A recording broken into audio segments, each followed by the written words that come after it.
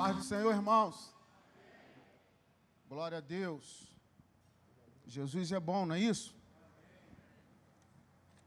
De pé como nós estamos, queria pedir aos irmãos para abrir a Bíblia, talvez no versículo mais fácil de encontrar na Bíblia Sagrada, Gênesis capítulo 1 e o verso 1. Nós iremos ler o verso 1 e o verso 2 somente.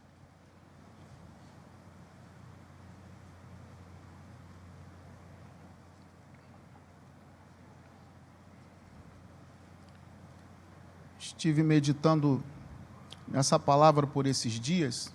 É bem verdade que, impulsionado por uma palavra que o presbítero Márcio deu aqui num domingo, eu confesso que Deus me deu um despertar nesse texto e eu gostaria de compartilhar com os irmãos. Gênesis capítulo 1, o verso 1 diz assim: no princípio criou Deus os céus e a terra era sem forma e vazia. Diga comigo, era sem forma e vazia. E havia trevas sobre a face do abismo, e o Espírito de Deus se movia sobre a face das águas. Podei-vos assentar? Pode sentar. É bem verdade, irmãos, que se você fizer uma rápida busca na internet, os irmãos vão encontrar diversas teorias acerca desse assunto, acerca desse texto. Vamos encontrar diversos pensadores expondo o seu raciocínio acerca desse texto. Principalmente do verso 1. No princípio criou Deus os céus e a terra. E aí alguns pensadores, volto a dizer, vão expor a sua linha de pensamento, a sua forma de interpretar esse versículo, expondo das mais lógicas e das mais absurdas teorias. Mas é unânime entre nós, leitores da Bíblia, é unânime entre nós, pregadores, professores, teólogos ou não teólogos, estudantes da Bíblia de um modo geral. Isso é unânime quando a gente pensa que Deus é o Criador de todo o universo. Isso aí não tem como discutir. Não tem como negar essa verdade. Essa verdade ela está muito clara no versículo 1. No princípio criou Deus os céus e a terra. O criar aqui vem do verbo bara, o criar do nada. Então, isso aqui a gente concorda plenamente, mas agora acontece algo no verso 2 que me saltou aos olhos, ou que me fez pensar, e eu gostaria que os irmãos pensassem comigo. Quando chega no verso 2 desse capítulo, acontece uma coisa muito estranha, muito esquisita. Acontece no capítulo 2, no versículo 2 desse capítulo, uma coisa muito, volto a dizer, fora do padrão. Por quê? Porque se você concorda comigo que Deus é o Criador dos céus e da terra, ou seja, Criador de todo o universo, e a Bíblia, todo o seu contexto bíblico vai apontar para essa verdade, há de se convir comigo que acontece alguma coisa no versículo 2, que a gente precisa pensar. No verso 2 vai dizer que a terra era sem forma e vazia, e havia trevas sobre a face do abismo, e o Espírito de Deus se move dentro desse contexto. Algumas versões ou algumas teorias vão dizer que a tradução desse verso 2 é que a terra se tornou um caos. E outras traduções vão dizer que a terra se tornou sem forma e vazia, usando como base o fato de no hebraico não ter essa conjugação aqui, esse verbo era. Então, o texto, por si só, já vai nos fazer entender que acontece algum problema aqui nesse versículo 2. acontece alguma coisa muito estranha no verso 2.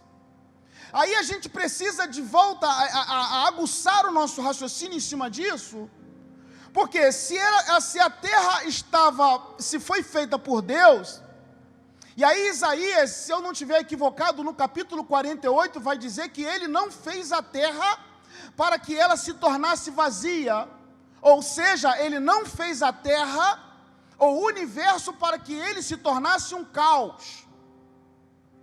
Então, se ele se torna um caos, entendemos que houve alguma coisa estranha entre o verso 1 e o verso 2. E o verso 1 tem um ponto final no terra. E o segundo verso vai começar dizendo que a terra ficou sem forma e vazia, e que havia trevas sobre a face do abismo. Aí a gente precisa pensar, porque Deus não criou as trevas. As trevas, ela sempre foi conotação de coisas negativas. Hebe, mas existe um versículo na Bíblia que diz que Deus, eu faço as trevas e cria a luz. Só que eu faço aí está outra vez numa conjugação de um verbo errado. Ali não é eu faço, é eu permito.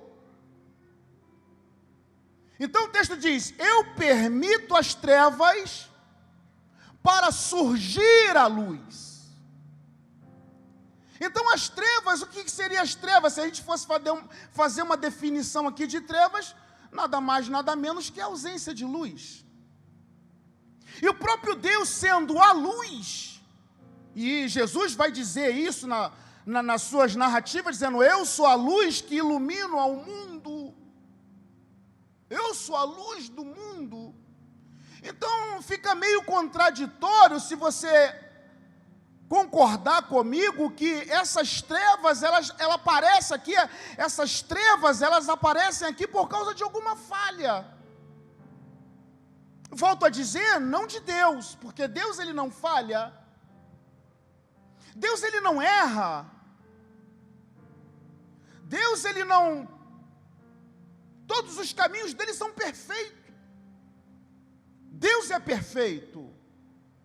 Mas como surge as trevas no segundo versículo da Bíblia? Aí me fez pensar. Aí eu sou forçado a pensar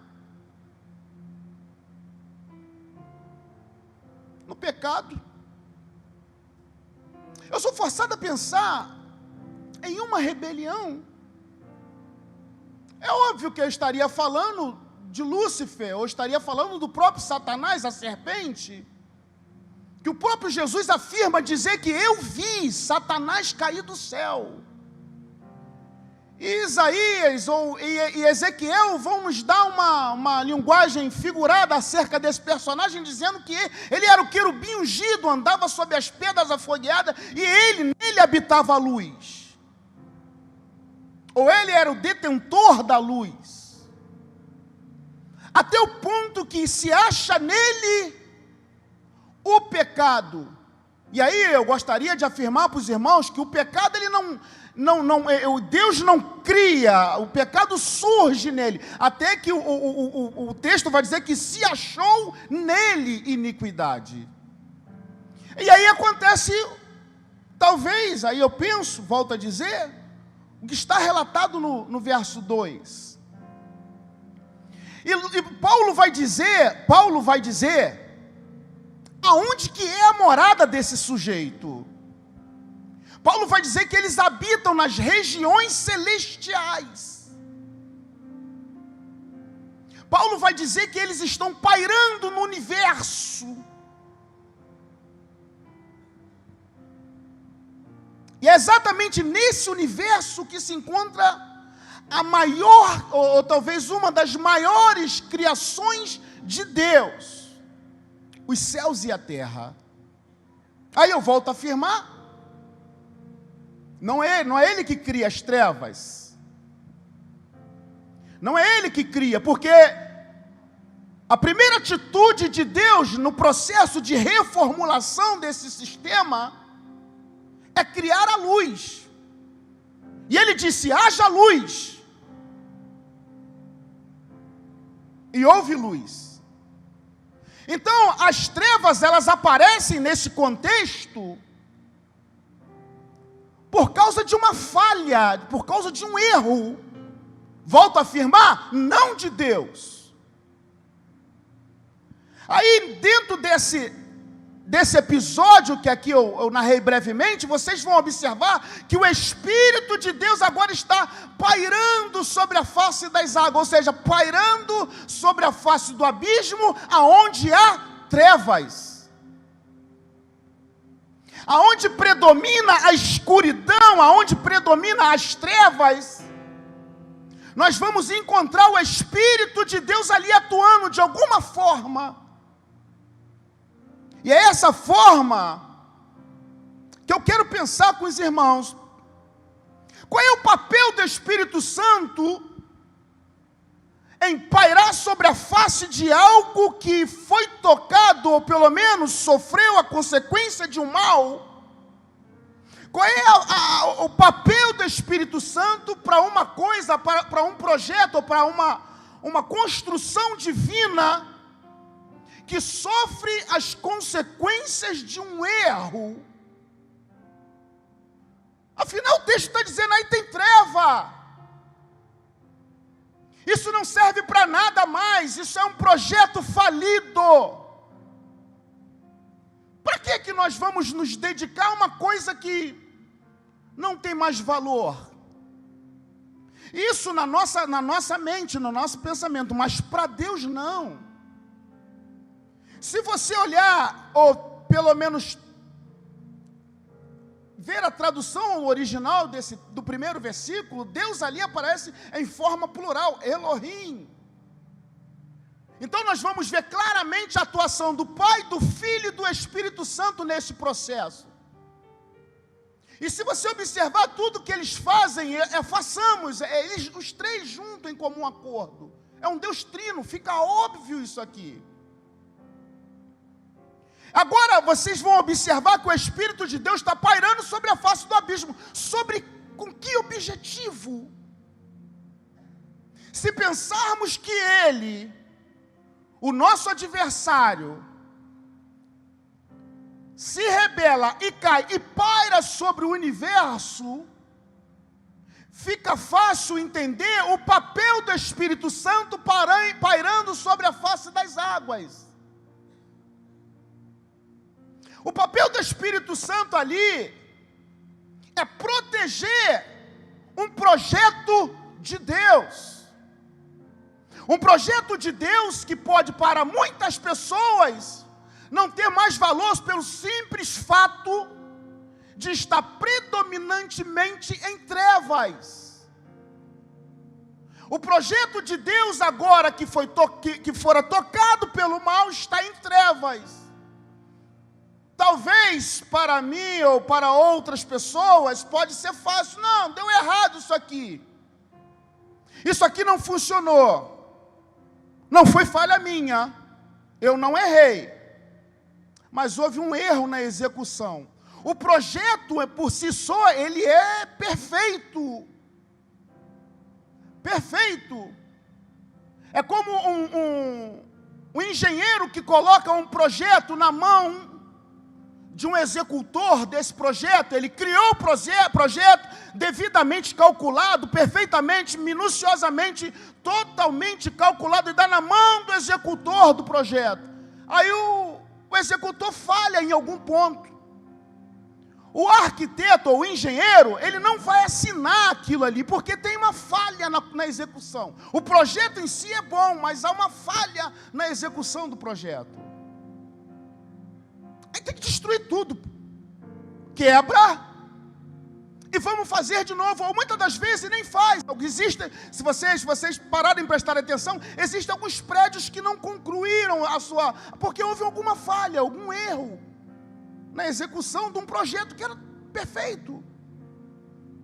Temos prédios aí, principalmente na nossa cidade, abandonado por falha na execução de um projeto que era bom.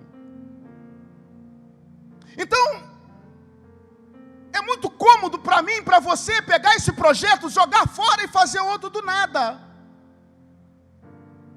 Mas eu louvo a Deus que o nosso Deus, o Eterno, não pensa como nós pensamos. Ele criou um projeto.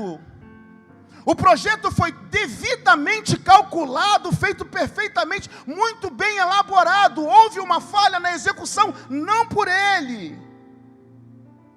Alguém vacilou. Alguém errou. E aí, com o erro, as trevas se aproximam. E uma vez que as trevas se aproximam, ele precisa agora proteger um projeto dele. Está em trevas, está tudo escuro, nem forma tem, perdeu o seu design original, perdeu toda a beleza, todo o encanto se perdeu, porque houve uma falha no meio do caminho. Aí é muito fácil consertar isso, joga fora, abandona, lança, abre mão disso. E ele diz: não, eu não abro mão dos meus projetos. Aquilo que eu criei para dar certo, vai dar certo. Espírito Santo, faça-me um favor. Você é uma parte de nós, somos três, somos trino. Vamos proteger o nosso projeto. Eu tenho um plano para este universo, eu tenho um plano para essa terra. A verdade é que o mal habita lá. A verdade é que o mal, aquele local está sujeito à maldade porque está lá. Mas nós vamos proteger o nosso projeto. É sobre isso que eu quero falar essa noite. O papel do Espírito Santo em proteger um projeto que Deus criou. O Espírito Santo, vocês vão observar que o Espírito Santo, ele está sempre atuando dentro desse contexto, em proteção, no meio das trevas. Há um plano de Deus para colocar um fim nas trevas. As trevas, ela não faz parte do plano de Deus. É verdade que se você ler em Apocalipse, capítulo 22, você vai observar lá, que não haverá mais noite, porque o próprio Cordeiro vai iluminar a cidade. Então, se não haverá mais noite, entendo que em todo o processo de restauração eterna, as trevas não têm espaço. Você vai ver o próprio salmista dizendo que um choro pode durar durante uma treva ou durante uma noite. Mas de manhã, quando o sol nasce, Deus muda o quadro. Então você vai observar dentro desse contexto que trevas e Deus não combinam.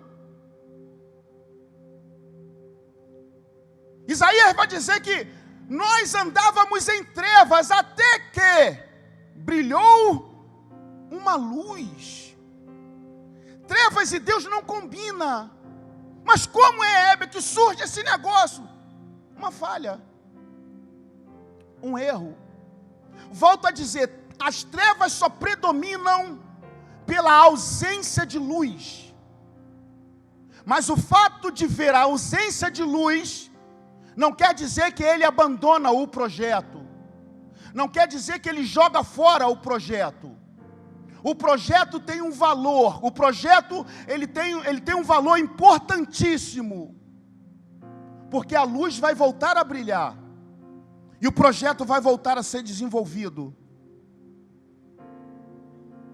A luz vai voltar a brilhar. E o projeto vai voltar a ser desenvolvido. Então, quando pegamos o texto de Gênesis e entendemos dessa forma, concordamos que entre o verso 1 e o verso 2 acontece alguma coisa no mundo espiritual. Há uma separação no mundo espiritual. Acontece alguma coisa aqui. Acontece alguma coisa. A noite se aproxima. Ele vai dizer, haja luz. E diz assim, e haja separação entre o dia e treva. E chamou a treva noite. Aconteceu alguma coisa durante a noite. Aconteceu alguma coisa durante a noite que houve a necessidade da convocação do Espírito Santo para proteger aquele projeto. Alguma coisa aconteceu que afastou o ambiente da claridade, o ambiente da luz, sumiu e as trevas predominaram. Até que o Espírito de Deus tem que intervir para proteger um projeto de Deus.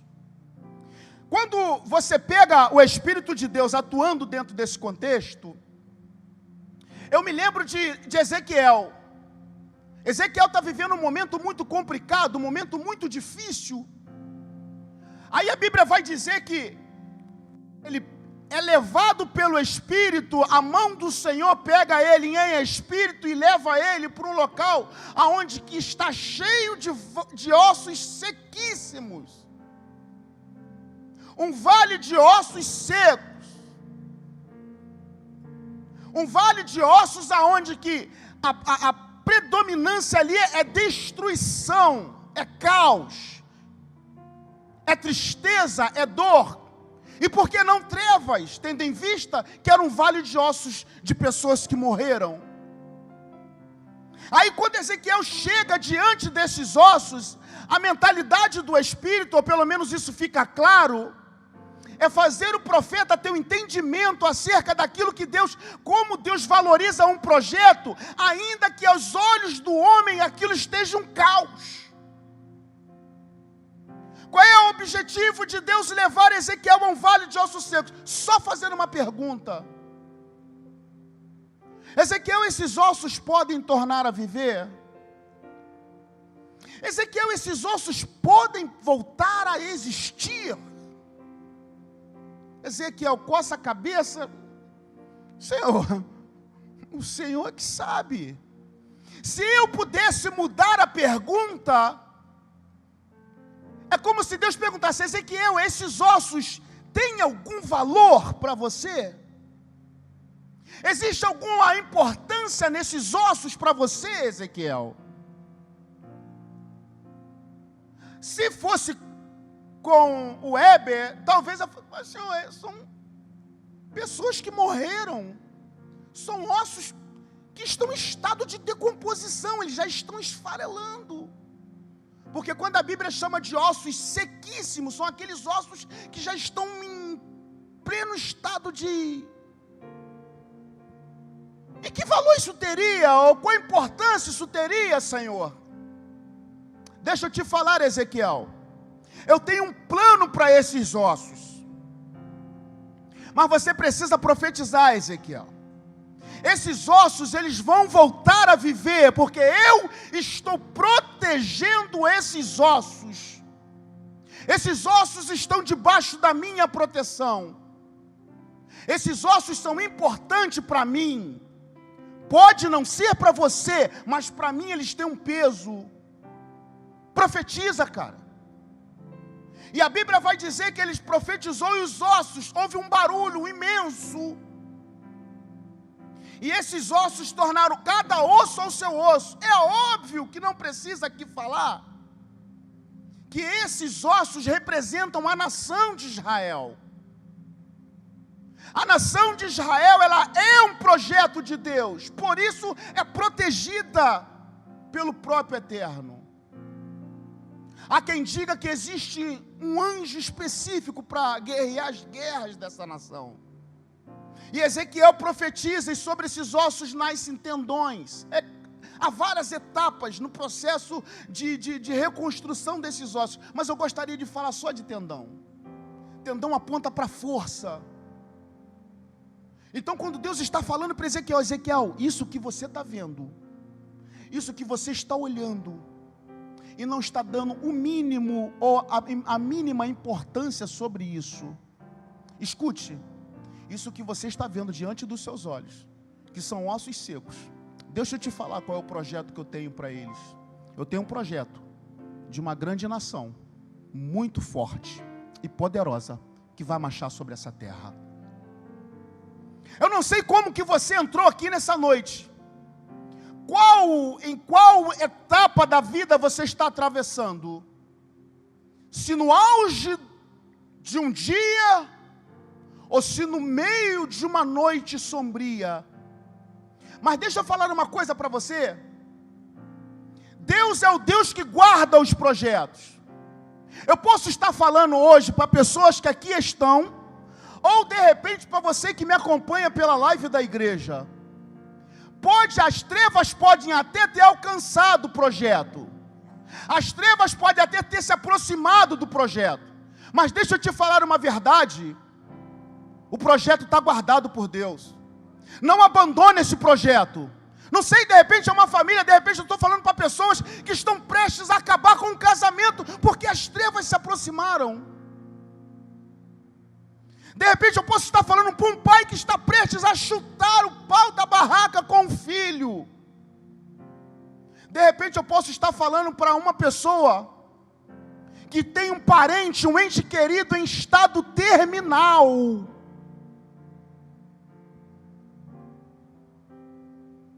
Deixa eu falar uma coisa para você. Se Deus não abandonou o projeto, meu irmão, se Deus não abriu mão do projeto, quem sou eu? Quem é você para abrir mão daquilo que Deus planejou, desenhou minuciosamente, irmão? Deus te trouxe aqui essa noite para te falar essa verdade. Não abre mão, não abra mão do projeto que Deus colocou na tua mão, cara. Hebe, você está falando que é muito fácil, mas você não sabe como as trevas chegaram de repente.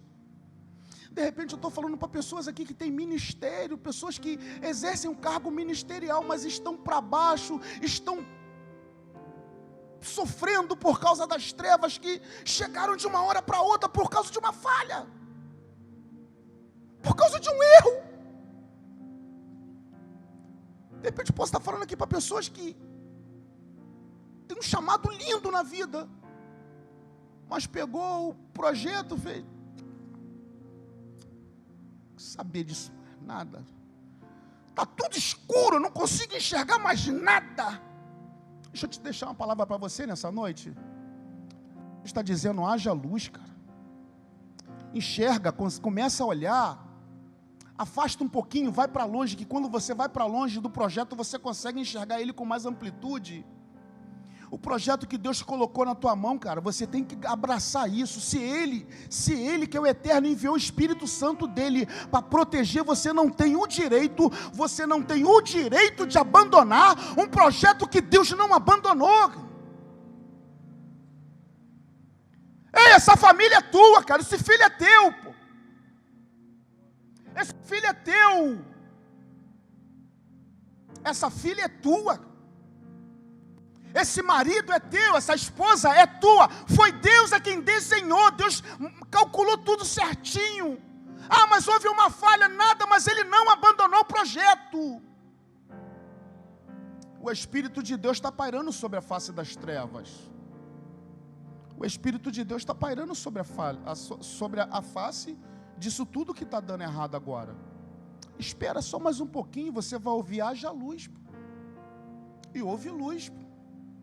E sabe o que Deus vai fazer quando chega a luz? Vai haver uma separação de treva e dia. Você vai andar na luz. Você aparentemente está tudo destruído, está tudo arrasado. Você não consegue mais enxergar alegria, forma, design nesse troço. Está cansado disso. Hebe, quando eu olho para isso, me dá um desânimo, me dá um cansaço. Mas Deus está protegendo o projeto. Esse projeto não é seu. Você só executa um projeto que Ele colocou na tua mão. Se houve uma falha, houve a falha na execução de um projeto. O projeto que Deus colocou na tua mão, o projeto que Deus desenhou é perfeito. É só você olhar o manual de instrução. Hebe, mas como que as trevas se aproximaram? Porque houve uma falha. Às vezes nós não atentamos para o manual de instrução. E a gente erra. Aí é preciso recorrer a quem protege o projeto. No Vale de Ossos Secos acontece um negócio muito impactante. A grande verdade que quando Deus está protegendo aquele Vale de Ossos Secos, está apontando para um futuro que para a gente já é passado, é óbvio. 1948 é o auge do início do cumprimento dessa profecia, aonde que a nação de Israel ganha o direito de ser conhecida no mundo pela ONU como Estado, chamado de Estado de Israel. Uma nação frágil ainda, debilitada por causa das perseguições políticas e religiosas. Passado 10 anos, 1958, acontece a primeira reunião das nações árabes. E nessa reunião fica acordado o seguinte: eles ainda são novinhos, eles ainda são frágeis, eles estão começando a engatear. Por que nós não unimos as nossas forças, enquanto há tempo, para destruir esse projeto? Essa reunião dura mais 10 anos, mais 9 anos, perdão, até que no ano de 1967, vai acontecer uma batalha que ficou marcada na história das guerras, a Batalha de 6 dias, uma guerra que durou somente 6 dias, Israel sozinho, cercado por 10 nações árabes, Egito, Síria, Iraque, todas as nações árabes, cercaram a nação de Israel. Quem olhasse com um olhar natural, falou: não, agora deu ruim, acabou. Uma nação com 19 anos de idade, um jovem, não tem poder bélico nenhum para enfrentar essas 10 nações árabes. Até que uma coisa acontece no mundo sobrenatural. O projeto para eles, a terra para eles era Vale de Ossos Secos, não tinha valor nenhum, vai ser fácil, presa fácil, vai ser mole destruir esse projeto, vai ser mole acabar com esse projeto. Talvez Satanás tenha arquitetado isso para a sua família, para a sua casa, para os seus negócios, para a sua filha, para o seu filho. Mas eu vim aqui essa noite dizer para você: os seus projetos podem estar escuros para você, mas para Deus está clarinho. Ele está protegendo a sua casa, sua família, teus filhos, teus negócios estão debaixo da tutela de Jeová.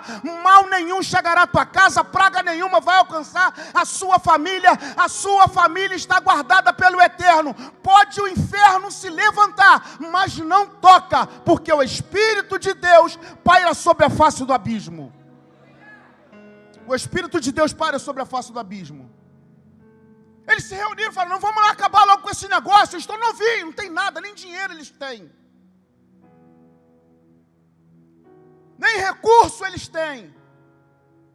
Subiram os jatos de Iraque, do Líbano, da Síria. Vamos tacar bomba naquela terra. Há relatos de soldados sauditas que foram capturados pelo exército de Israel. Eles, quando foram presos, disseram: nós não sabemos o que aconteceu, mas quando nós soltávamos as nossas bombas sobre Jerusalém, elas explodiam no ar, como se tivesse tocado em alguma coisa. Os soldados sauditas que foram presos, capturados, disseram: nós não sabíamos, não conseguimos entender. Para a época, os caças deles eram de alta tecnologia, mas de repente uma pane no radar.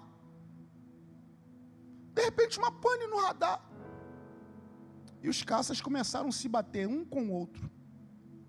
Israel sobe num contra-ataque e leva 6 dias para acabar com 10 nações, sem arma, sem recurso, mas com uma coisa que é mais importante: com a proteção do Eterno. Com a proteção do Eterno. Com a proteção do Eterno, nós podemos enfrentar os maiores adversários que nós possamos enfrentar nessa terra. A proteção do Eterno. Foi falado aqui essa noite.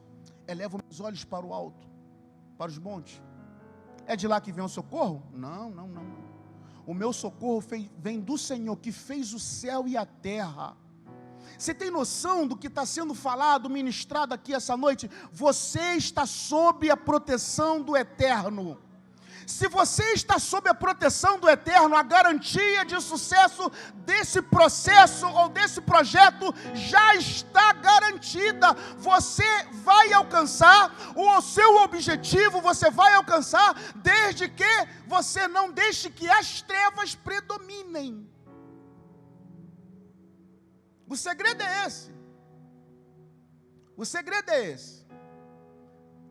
As trevas não podem predominar. As trevas predominaram na vida de um homem.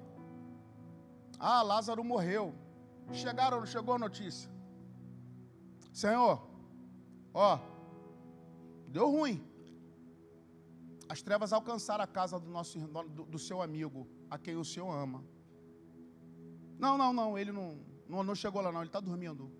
Não, Senhor, morreu. Não, está dormindo. E Jesus vai para uma outra cidade. E quando Jesus volta, a Bíblia vai dizer que a irmã de Lázaro vai até ele e faz na minha opinião, claro, movido por um sentimento de perda, mas uma das maiores injustiças a irmã de Lázaro comete com Jesus. Ela diz assim: se o Senhor estivesse aqui, as trevas não teriam alcançado. Se o Senhor estivesse aqui, ele não teria morrido. Ou seja, ele só morreu porque você é um amigo ausente. E Jesus vai falar para ela: não. Eu vou acordá-lo, eu vou trazer a luz para ele de volta. Por que Jesus faz isso? Porque Lázaro, a família de Lázaro, a irmã de Lázaro, o próprio Lázaro, era um projeto na mão de Deus. Ainda que a morte alcance, pelo fato da morte, ou que pelo fato do luto alcançar a minha tenda ou a nossa casa, não quer dizer que a nossa casa não faça parte de um projeto de Deus. Deus está guardando o projeto dele. Deus está guardando o projeto dele. A igreja, ela é um projeto de Deus. Houve muita discussão, e aí até hoje? Deixa eu falar uma coisa para você aqui. Talvez você não conheça um versículo bíblico que eu vou dar aqui para você meditar em casa. 2 Tessalonicenses, capítulo 2, o verso 7, diz assim: que a verdade é que o império da injustiça já opera, mas existe um só aqui, existe um só, não existe vários. Existe um só que o detém. É óbvio que, se tratando de uma epístola escatológica como o Tessalonicenses, está falando do império do anticristo, das trevas, do mal, que se opõe contra tudo e contra Deus. Mas aí Paulo vai trazer um versículo que, na minha concepção, é consolador. O império da justiça já existe, mas tem um só, somente um que o detém. E ele vai falar mais, ele vai dizer assim: importa que seja tirado. Quando for tirado, aí ele pode fazer o que ele quiser. Você entendeu? Se você não entendeu, eu vou te dar uma explicação mais clara. Enquanto a igreja de Cristo estiver na face da terra, existe uma pessoa que protege a igreja de Cristo. Existe somente uma pessoa que guarda a igreja de Cristo na face da terra. Enquanto a igreja de Cristo estiver na terra, o império das trevas está limitado para atuar nesse universo, porque a igreja de Cristo ainda está na terra. Mas uma vez que o Espírito Santo tirar a igreja dele da terra, aí é com ele mesmo, ele pode fazer o que ele quiser, porque o projeto de Deus está sendo guardado. Vamos ficar de pé. projeto de Deus está guardado, irmão. Pode Satanás arquitetar o que ele quiser, o projeto de Deus está guardado. Ah, Hebe, mas tem treva, tem escuridão, tem caos. O pecado avança como se fosse um exército marchando da largura da terra. Mas escuta essa verdade, irmão. Ele não pode tocar no projeto de Deus, e nem vai tocar. Ele não pode tocar em você, ele não pode tocar em mim, ele não pode tocar em ninguém aqui dentro, se assim Deus não permitir. Volto a dizer, eu permito as trevas, mas eu crio a luz. Eu até deixei as trevas predominar por um tempo. Para quê, Heber? Para quando a luz se aproximar, você dá valor à luz. Uma vez eu fui fazer uma viagem com meu irmão Eliel, ele de brincadeira, ele falou assim, rapaz, aqui é tão escuro, se apagar o farol, apagou o farol, rapaz, liga isso logo, rapaz. Escuro, breu, você não consegue saber para onde que está indo, ou você não consegue olhar para que lado você está indo. Só deu uma piscadinha no farol e escureceu tudo. Assim é a nossa vida nesse universo, assim é a nossa vida nessa terra. Se a gente se afastar um pouquinho da luz, a gente perde a direção. Há risco de acidente, há risco de catástrofe. Mas quando a luz volta, ilumina tudo. Aí a gente começa a entender o que Deus quer, qual é o projeto, o que Ele pensa, como Ele age e como Ele está fazendo. Saia daqui nessa noite, sabendo de uma verdade.